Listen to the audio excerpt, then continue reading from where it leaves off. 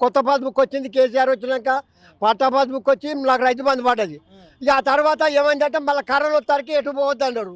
ఇక కరోనా చచ్చిపోతే ఎట్లా అనుకొని ఇక నేను పోలేటు ఇక్కడనే ఉన్నా. ఇక్కడ ఒక అయ్య దగ్గర ఏది ఇల్లు కాపలా కాసుకుంటున్నా వాచ్మెన్గా ఉంటే ఏం చేసిండు ఇక ఈ కరోనా అయిపోయే ముందట కరోనా ఇక తేల్చడానికి పోయినా పోతారికే నా పేరు మీద భూమి లేదు, రైతు బంధు పడతాం లేదు, నీ భూమి లేదు, నీ రైతు బంధు పడతాం లేదు అట్టా అని ఆడిపోయి అప్లికేషన్ పెడతాడంటే నాకు తెలియదు. మీ ట్రాన్స్ఫర్ అయ్యిండు మేము మరో అంటాడు. మరి మళ్ళీ ఎట్లా అని మళ్ళీ అంటే మైబాద్ పోయినా. మైబాద్ పెట్టి ఆడ అప్లికేషన్ పెడితే వాళ్ళు ఏమంటారు ఈ తొర్రులే జరిగింది. ఎంఆర్ఓ బాబు అప్పుడు రమేష్ బాబు ఉండే, రమేష్ బాబు నాకు పట్టా పాస్బుక్ ఇచ్చాడు. మళ్ళీ రమేష్ బాబు మళ్ళీ వానికి ట్రాన్స్ఫర్ చేసిండు. ఈ ఆయన మా దగ్గర నుంచి పోయి పెదవంగా నుంచి ఎక్కడ పోయిండు ఇప్పుడు దొరుకుతాం లేడు. ఆయనకు 2-3 సార్లు ఫోన్ చేసిన అట్టట మారుతా ఇచ్చట మారుతా అంటే నేను అన్న నేను సిబిఐ దాకా పోతా లేకపోతే డీజీపీ దాకా పోతా ప్రధానమంత్రి దాకా పోతా అని చెప్పిన. ఇక నేను మరి నా చావు మనమే నన్ను నాకు 2 ఎకరాలు మాయ సంపాదించి ఇచ్చింది. మా తాత సంపాదించి మాయకి ఇచ్చిండు, 5 నాకు ఇచ్చిండు ఆ 2 ఎకరాలను. ఇక నా ఉన్నదాంతో చేసుకో ఇప్పుడు కొంచెం కాలు వచ్చి కొంచెం తెల్లగా సబ్జెక్ట్ వచ్చినట్టు అయింది. అది అప్పుడు పనికిరాని ఉలువలు పండలే.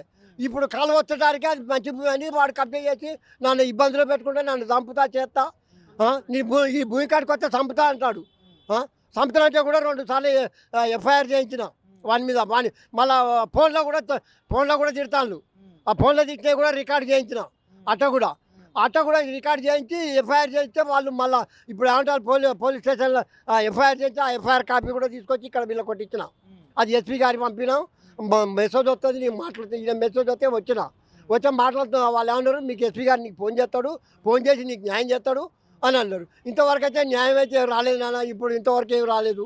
మరి ఈ రేవంత్ అన్న నాకు నా నాయన ఏమైనా చెప్తాడు అని వచ్చిన. వీడికి 2 సార్లు వచ్చింది, ఇది 3వసారి. మరి ఏం చేస్తాను లేకపోతే గ్యాస్ తెచ్చుకో ఇక్కడ చచ్చిపోతాం. మరి ఏం చేయాలి నేను?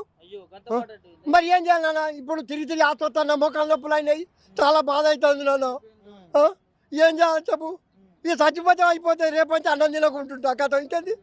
ఇక మా అంతకన్నా మాత్రమే నాకు ఎవరు దిక్కులేడు, ఒక్కడిని అయిపోయినా. అదే న్యాయం చేస్తారంటారు. మరి 2 సార్లు 3వసారి వచ్చినా. మరి ఏం న్యాయం చేస్తారో ఏం కథ వాళ్ళు చేస్తారో మీరన్నా కొంచెం సాయం చేసి మాకు వచ్చేటట్టు ఇది చేస్తే బాగుండు.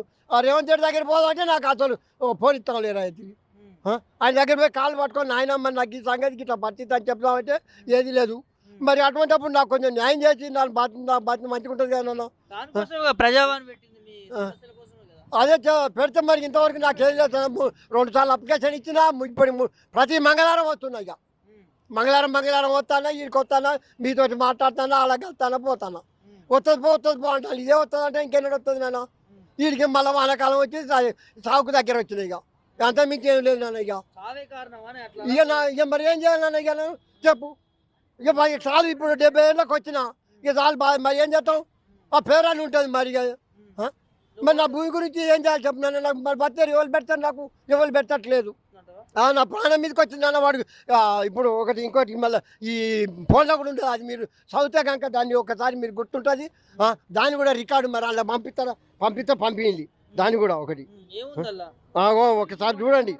రికార్డ్ చేసిన అది వినిపిస్తా. ఇగో మీ దీని ఫోన్కే వినిపిస్తా. ఆగండి సార్ కదా తన భూమి కబ్జా చేశారని చెప్పి కూడా మరి ఇక్కడ క్లియర్ కట్గా తన ఆవేదన వ్యక్తం చేస్తూ ఉన్నాడు. ఖచ్చితంగా ప్రభుత్వం ఆదుకోవాలని చెప్పి కూడా అంటా ఉన్నాడు. కబ్జా చేసిన వాళ్ళు వీళ్ళతో అసభ్యకంగా ప్రవర్తిస్తూ ఉన్నారు అని చెప్పి కూడా మాట్లాడుతున్నాడు. దానికి సంబంధించిన రికార్డు కూడా చేసినామని చెప్పి చూపిస్తా ఉంటున్నాడు పెద్ద ఆయన. ఒకసారి విందాం, దాన్ని ఒకసారి చూద్దాం ఏం మాట్లాడుతున్నాడు.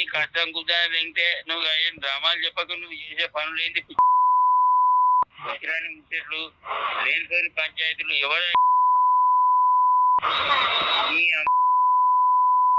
అనుకుంటున్నా కదా. ఏ పగలు ఇంట్లో పడి నీ న్యాయం ఎడపోయినావు. 5 నాళ్ళు ఎడపోయినావు. మరి నాకు కష్టం వచ్చింది, బతుకుతాను హైదరాబాద్. ఏ కష్టం వచ్చిందమ్మా? నువ్వు 2-3 పిల్లలు చేసుకుంటాను లేకపోతే ఇంకేమైనా కష్టం వచ్చింది? అదే మంచిగా ఉండదు అని ఎన్నో ఉంటాయండి. ఏముంటాయి? ఏముంటాయి నువ్వేంటో మీతో మాట్లాడింది ఎవరు ఇట్లా? వేళ వాళ్ళ ఈ గొల్లోళ్ళు వల్లపు ఎంకన్నాను సోమలి అది సంకిలేని నరసింహారెడ్డి కబ్జా చేసిన వాళ్ళు మాట్లాడు. వాళ్ళ దోస్తోటి మాట్లాడి తిట్టిస్తాడు. ఏమంటున్నారు ఇంకా? వాళ్ళు ఏదో చంపుతానంటే అలా అడిగిపోతే చంపుతానని మాట్లాడతాను నన్ను. అది ఇది నీ దాంట్లో పంపుకుంటా కానీ ఓకే. మరి ఏంది మరి తర్వాత ఏం చేద్దాం అనుకుంటున్నా? ఇంత ఘోరంగా తిరుగుతా ఉన్నారు. మరి ఏం చేయాలి? అందుకనే ఈ నెల చచ్చిపోతున్నాను. వాళ్ళ చేతిలో చచ్చింది దానికన్నా ఇక్కడ చచ్చిపోతే ముఖ్యం కాదు నన్ను. గట్ల నాది వచ్చింది వాళ్ళ చేతిలో చచ్చినందుకు ఊతప్పుడు ఇక్కడ నెల చచ్చిపోతా. ఇక అంత మితి ఏం లేదు నాకు బాధ. ఇక నీ భూమి లాక్కొని ఉందే కాక నన్ను చంపుతాను. నన్ను ఇట్లా కొడుతున్నాను చంపుతానంటాను. ఇక మరి నన్ను ఆడ వాళ్ళ చేతిలో చచ్చిపోతే ఆడేవాడు నన్ను చూసుకోరు. ఇక చచ్చిపోతే నన్ను గవర్నమెంట్ అన్న లాంఛనంగా పొంద పెడతారు. మరి ఆడ చచ్చేవాడు చేస్తే నన్ను ఎవరు చేయరు. నాకెవరు దిక్కులేదు. మరి ఎమ్మెల్యే మంత్రులు ఎవరైనా కలిసే ప్రయత్నం చేసిన? అందరినీ కలిసాం. వాళ్ళు కూడా కలిసారు. వాళ్ళు కూడా ఎవరు తప్పుడు లేదు. ఏమైనా పచ్చింకితో సంతకం పెడతాను తప్పుడు లేకపోతాను గంతే. అంతే అంట. ఆ పచ్చింకి అంతా పచ్చింకి కాగితాల మీదనే ఉంటుంది కానీ పనులు చేతులు లేదు.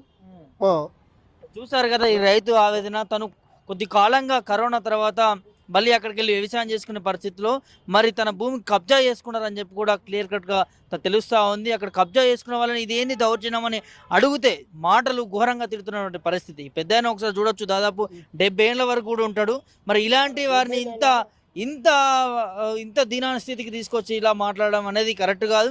ఖచ్చితంగా న్యాయస్థానాలు ఉన్నాయి, ప్రభుత్వాలు ఉన్నాయి. మరి ఇలాంటి బాధితులకి న్యాయం చేయాలి. మీరు ప్రజావాణిని పెట్టిర్రు, మరి పేరుకే ప్రజావాణిలో ఇలా కనిపిస్తూ ఉంది. మరి ఇందులో సమస్యలు చాలా వస్తూ ఉన్నాయి. ఇలా భూమికి సంబంధించిన సమస్యలు కూడా ఎన్నో రోజు రోజుకి పెరుగుతున్నటువంటి పరిస్థితులు మనం చూస్తూ ఉన్నాం. ఖచ్చితంగా ప్రభుత్వం వీరి పట్ల స్పందించి ఈ విధంగా బాధపడుతున్నటువంటి ఎవరైతే రైతులు కావచ్చు, వివిధ బాధితులు ఉన్నారో వారికి న్యాయం చేసే దిశగా నిర్ణయాలు తీసుకోవాలని చెప్పి కోరుతా ఉన్నాం. ఫైనల్గా ఏం చెప్తాయి ముఖ్యమంత్రి? ముఖ్యమంత్రి నాయన నాకు అది భూమి రప్పిస్తేనే కానీ లేకపోతే మీ ప్రజాభవన్ కాడ చచ్చిపోతాను ఆయన. ఇక నాకు ఎంత మితి ఇంకేట్లేదు నాయన. నాకు అదే ముఖ్యం. నాకేదో న్యాయం చేయండి. నాకు చాలా ఇబ్బంది అవుతుంది. అక్కడికి పోవాలంటే కూడా ఇక అక్కడ వాళ్ళ చేతులు చచ్చిపోతే ఇక నన్ను కుక్కలు లెక్కలు తింటాయి నాన్న. ఇక్కడనైతే అందరూ వాళ్ళు తీసుకపోతే అలా చేస్తారు, పొంద పెడతారు. అంతే సంతృప్తి. ఇంకేం చేయాలన్నా?